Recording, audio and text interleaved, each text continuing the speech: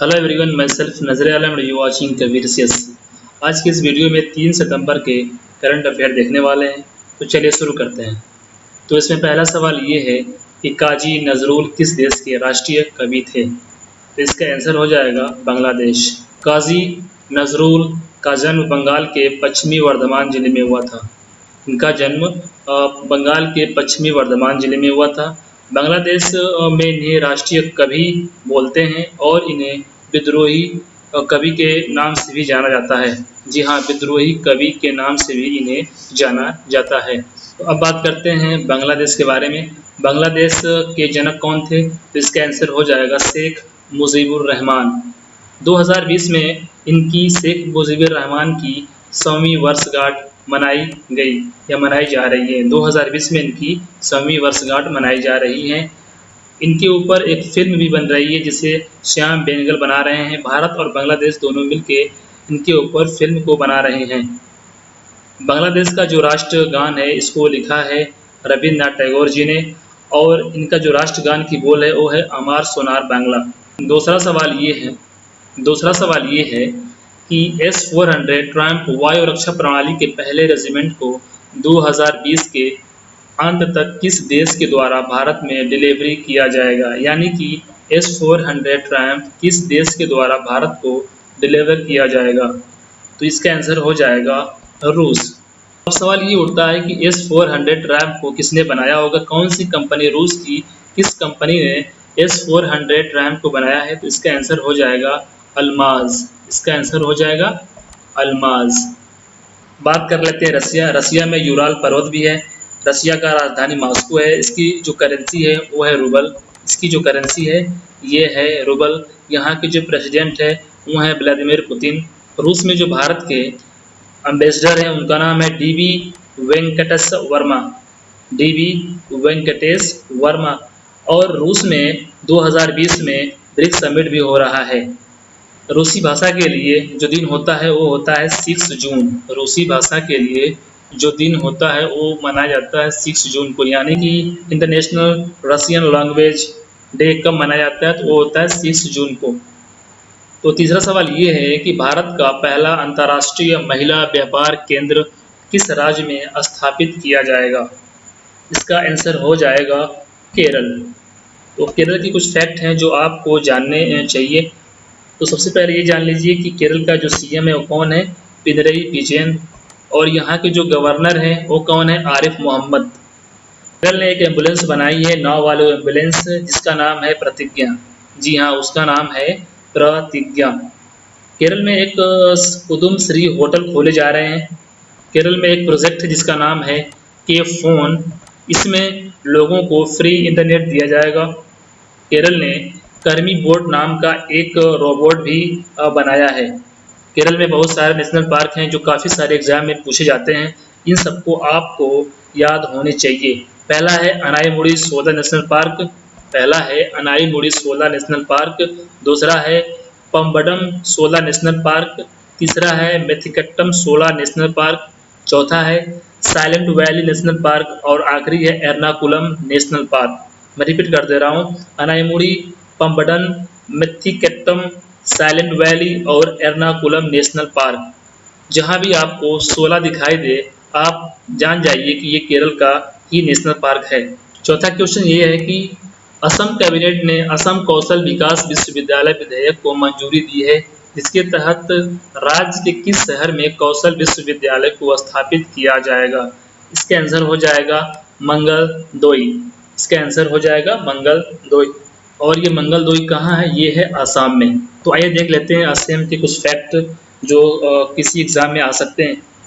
असम के सीएम हैं सर्बानंद सोनोवाल। असम में 3 योजनाएं हैं जो काफ़ी फेमस हैं, जिसको बोलते हैं AAA।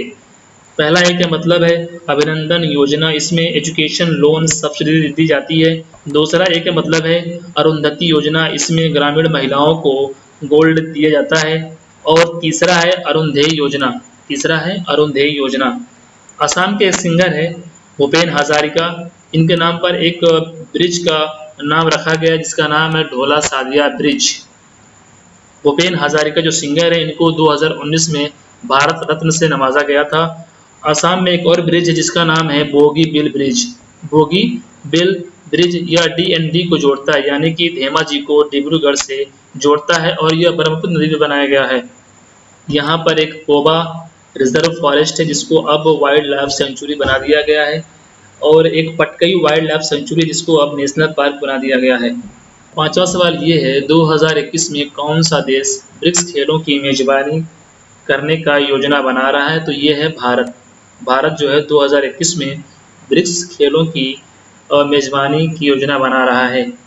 आप ये जान लें कि फोर्थ खेलो यूथ गेम है जो खेला जाएगा वो पंचकुला में खेला जाएगा। पंचकुला हरियाणा में फोर्थ खेलो यूथ गेम खेला जाएगा। अगला सवाल ये है कि बॉब ब्रायन और माइक ब्रायन ने किस खेल से अपनी सेवानिवृत्ति की घोषणा की है? तो ये है टेनिस। ये दोनों भाई हैं और ये अमेरिका के दोनों निवासी हैं। ये दोनों बॉब ब्रायन और माइक ब्रायन ने सेवानिवृत्ति की घोषणा कर दी है और ये टेनिस के खिलाड़ी हैं।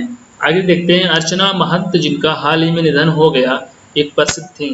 अर्चना महंत जिनका हाल ही में देहांत हो गया, वो प्रसिद्ध क्या थी? वो थी असमिया गायिका।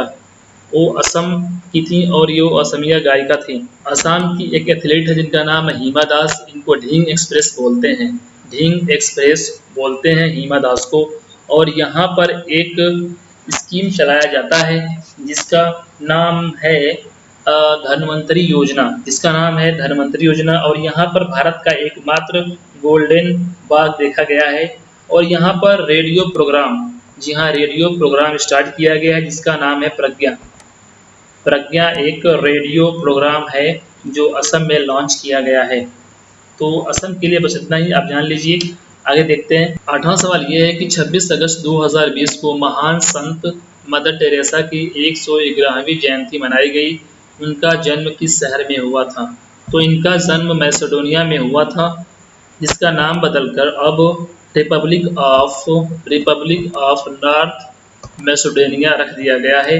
इसकी राजधानी स्कोपजे में इनका जन्म हुआ था। इन्होंने कलकत्ता में एक हॉस्पिटल बनाया था जिसका नाम था निर्मल हृदय। संक्रमित रोगियों के संपर्क में आए डॉक्टर को संक्रमित होने से बचाने के लिए किस विश्वविद्यालय के वैज्ञानिकों ने एक वार बोर्ड डिजाइन किया है? तो इसको डिजाइन किया है त्रिपुरा विश्वविद्यालय के वैज्ञानिकों ने। अब त्रिपुरा की बात करते हैं। इसकी राजधानी है अगरतला। और यहाँ पर दो योजना जो काफ़ी न्यूज़ में है। पहला एक है जिसका नाम है एक तू खेलो एक तू पढ़ो। एक तू खेलो एक तू पढ़ो, इसका मतलब है कुछ खेलो कुछ पढ़ो।